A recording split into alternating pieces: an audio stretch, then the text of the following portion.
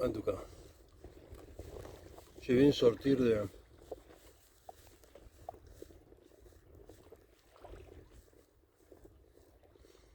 Je ne sais même plus. Non. Je suis déçu parce que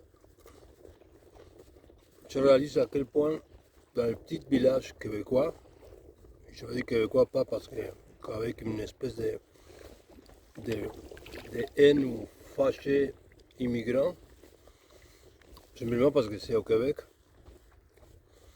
Mais on va dire comme ça, et ça passe au Québec. Donc je ne sais pas ailleurs dans le monde s'ils sont si comme ça. Donc c'est ça, la frustration, c'est que les mots sont tellement manque d'empathie, manque de sociabilité, manque de confiance en eux, parce qu'ils sont isolés. Et l'histoire, je peux la faire très longue pour vous raconter pourquoi ils sont comme ça, mais ça ne va pas être le cas. Parce que je vais répéter la même chose que j'ai fait tout à l'heure en faisant une vidéo que je ne vais pas publier, parce que ça a été plus qu'une vidéo, ça a été un défoulement. Donc je ne vais pas partager ça, mais ce que oui, j'aimerais partager, c'est le fait de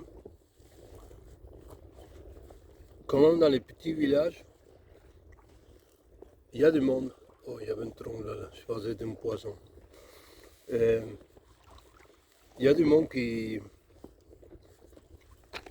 sont comme ça, ils ne vont pas dire bonjour, même ils vont te faire sentir ces négativités, ils te les font sentir. C'est comme s'ils veulent partager leur malheur pour que tu leur dises, hey, voyons, qu'est-ce qui t'arrive? Une espèce de maladie pour savoir si vraiment lui, il existe, ou elle, dans ce cas-là, aujourd'hui. C'est frustrant parce que on ne demande pas hey, salut, ça va, d'où tu viens? Non, tu se connais là, non, parce que c'est même tannant. Mais oui, le juste est nécessaire. Juste, il pas sentir l'indifférence, sentir, regarde, je suis là et je t'emmerde. Il y en a sûrement qui n'aiment pas les immigrants. C'est vrai, des vrais Québécois, comme partout dans le monde. En Argentine, c'est pareil. Il y a beaucoup de monde qui n'aime pas les aborigènes de là-bas. Ils sont racistes. En Corse, c'est pareil. En Italie, c'est pareil. Aux États-Unis, c'est pareil. C'est partout. Donc, c'est pas une question de Québécois ou non. Simplement de ponctualiser ce type de personnes qui te font sentir mal, qui manquent d'empathie. Voilà, c'est l'empathie, les mots que je voulais aujourd'hui. Tandis que je mange un peu pour prendre des forces, pour me rendre à Montmagny. Et pas pour les punir ou quoi que ce soit, ou remarquer qu'ils sont des tabarnak. Non, simplement pour réfléchir sur l'empathie. Que c'est quelque chose de nécessaire dans l'être humain, tandis qu'on est évolué. On n'est pas des animaux. Et je trouve que l'empathie, c'est ce qui caractérise vraiment l'être humain et les différences de tous les autres êtres vivants de la planète. C'est pas la pensée. L'empathie, c'est pas une pensée. L'empathie, c'est un sentiment. L'empathie, c'est ce qui te permet d'exister. Pourquoi? Parce que tu peux le faire du côté négatif, sans empathie, seulement pour que l'autre il s'intéresse à toi, ou même il se fâche, comme aujourd'hui j'ai tombé dans son piège,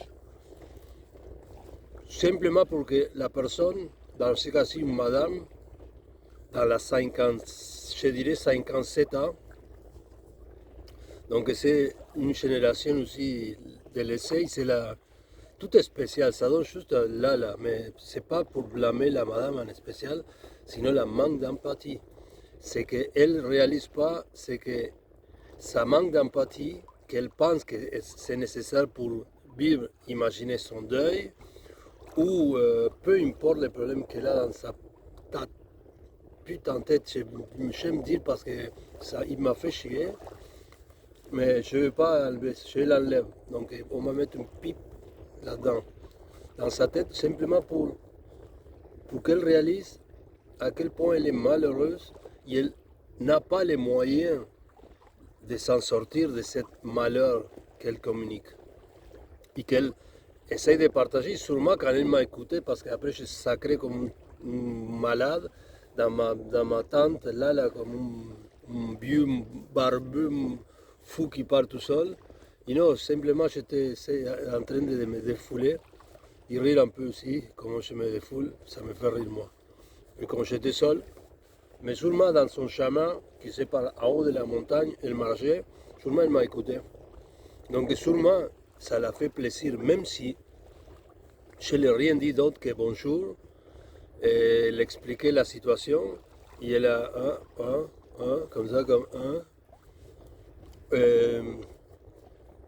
Il a continué à prendre ses photos avec son trépied, super trépied, et malgré que tu vas dire, vous allez dire peut-être, ok, je suis fâché parce qu'elle avait un trépied, pas moi.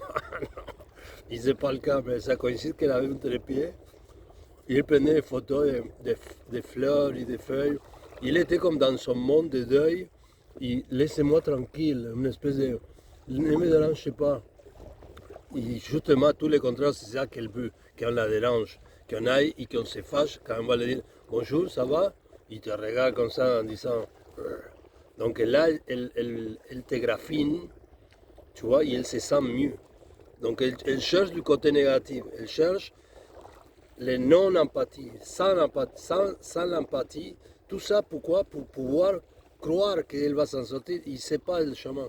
C'est ça qui me fait chier. Donc c'est triste voir du monde, premièrement, qui ça coïncide en campagne, qui des fois sont racistes, comme l'autre fois à l'épicerie à Port-Neuf, les petits gars là, ça paraît que les parents ils disent aux immigrants, aux barbus, on les fait un X, on ne les salue pas, on indifférence totale.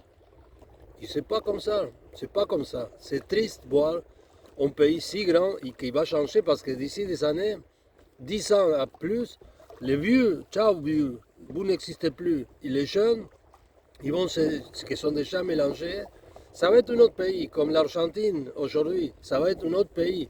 Donc la nostalgie du Québec, le Québec libre et tout ça, oublie ça, oubliez-les, oubliez-les, tout a changé. Donc si tout a changé, commençons à changer tout de suite, merde. Parce que pour ne pas faire vivre des choses mauvaises aux autres. Et je ne parle pas en tant qu'immigrant, en tant qu'être humain, simplement être humain. Et je ne me préoccupe pas pour ta réaction de merde vers moi. Non, je me préoccupe parce que toi, tu as la mauvaise attitude. Tu ne sais pas à quel point tu ne vas pas t'en sortir comme ça. Je parle comme à la madame. Donc, c'est simplement ça, une préoccupation de voir les petits villages qui n'ont pas ces capacités d'ouverture. Donc c'est ça, et voilà, c'est à peu près ça, parce que je ne peux pas continuer non plus à m'en faire pour ça, je dois continuer.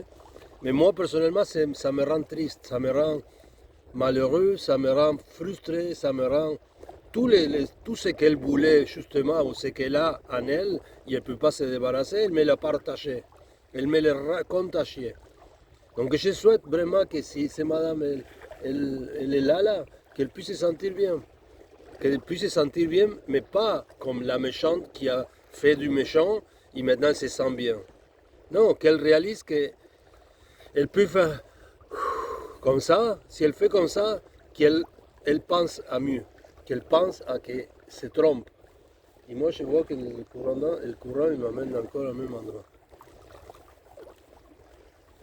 C'est pas grave, le courant n'a pas encore changé. En tout cas, c'est ça. Je voulais faire ces vidéos comme ça parce que je vois à quel point ça m'a touché. Et j'ai oublié même de faire un dîner. Je suis sorti comme ça. En tout cas, c'est comme contagieux. Le mal que vous faites, le mal que vous portez, la confusion que vous avez, c'est du mal. Il faut se débarrasser de ça. Il ne faut pas les partager. Il ne faut pas les donner à d'autres. Et moi, je me suis trompé plusieurs fois dans ma vie. Et je me trompe encore souvent. Donc c'est quelque chose qu'on a. Je ne parle pas comme les gars qui sont ailleurs. Même hier, quand je parlais de la bière et le pot ou la cigarette, que tu ne peux pas faire ça. Moi, parce que ça me fait chier ça. J'ai déjà perdu beaucoup de temps, beaucoup d'années de ma vie pour ça. Et que ça ne sert à rien. Vraiment, ça ne sert à rien. Je sais que vous pouvez, quand tu fumes et quand tu vois, tu ne comprends pas ça. Même tu écoutes les gars et tu vas dire change de canal.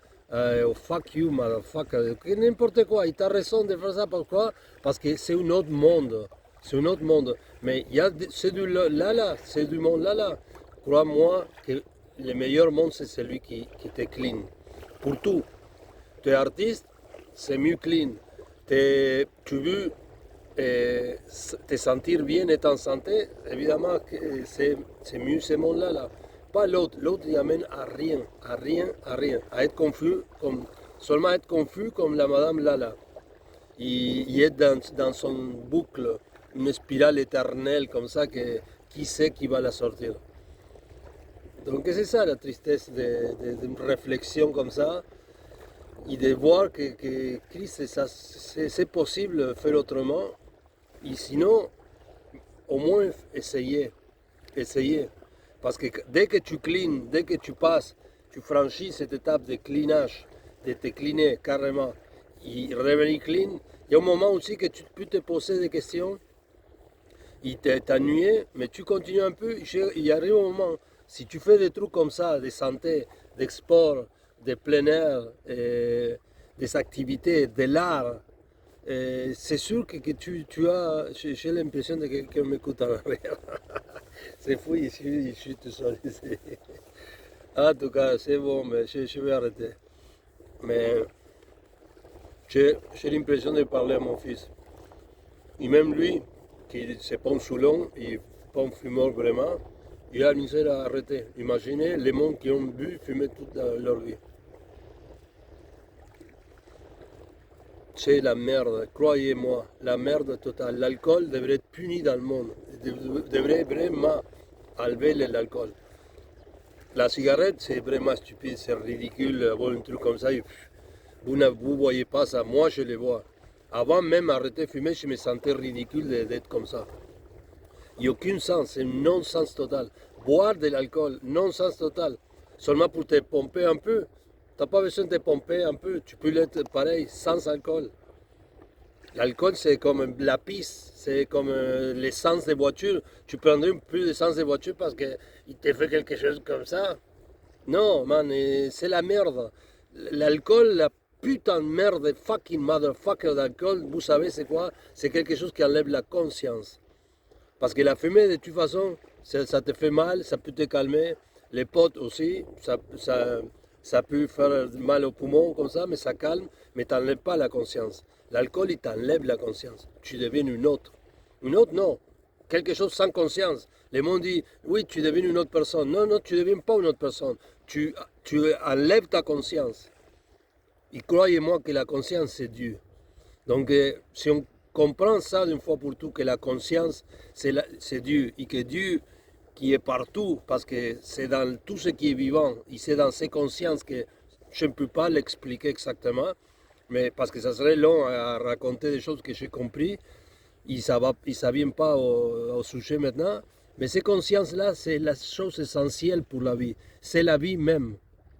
C'est pas l'air, c'est pas la nourriture, c'est pas ça, c'est pas le sport. C'est quelque chose que si tu n'as pas la conscience, tu n'es pas branché avec le reste, tu n'es pas branché.